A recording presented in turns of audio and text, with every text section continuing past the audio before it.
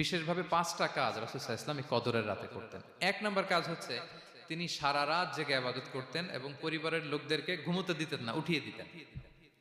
বছরের অন্য কোনো সময়ে সারা রাত জেগে আবাদত করার কোনো নজির রাসূল সাল্লাল্লাহু আলাইহি ওয়াসাল্লামের জীবনে ছিল না। সব রাতে ঘুমাতেন। আমি জোহর বারুতে একটা কনভেনশনে the daily routine of prophet সাল্লাল্লাহু আলাইহি ওয়াসাল্লাম একটা আলোচনা করেছিলাম, যেখানে রাসূল সাল্লাল্লাহু আলাইহি ওয়াসাল্লামের দৈনন্দিন জীবনের রুটিন আলোচনা করেছিলাম। সেখানে আমরা বলেছি যে রাসূল সাল্লাল্লাহু আলাইহি ওয়াসাল্লামের দৈনন্দিন অভ্যেস ছিল তিনি এশার পরেই তাড়াতাড়ি ঘুমিয়ে পড়তেন আর মিড নাইটে উঠতেন। রাসূল সাল্লাল্লাহু আলাইহি ওয়াসাল্লামের কর্মদিবস শুরু হতো মিড নাইটে। আমাদের তো সকালে আরো অনেক পরে শুরু হয়। রাসূল সাল্লাল্লাহু আলাইহি ওয়াসাল্লামের কর্মদিবস শুরু হতো বেসিক্যালি মিড নাইটে। এশার পরে কথাবার্তা না বলে আগে ঘুমোতে যেতেন, মিড নাইটে উঠতেন, কিন্তু ঘুমাতেন। ঘুম ছাড়া রাত কাটাতেন না। সারা বছরের এটা ছিল যে এশার পর পরে ঘুমোতে যেতেন, except the last 10 days of Ramadan. রমাদানের শেষ 10 রাতে রাসূল সাল্লাল্লাহু আলাইহি ওয়াসাল্লাম ঘুমাতেন না।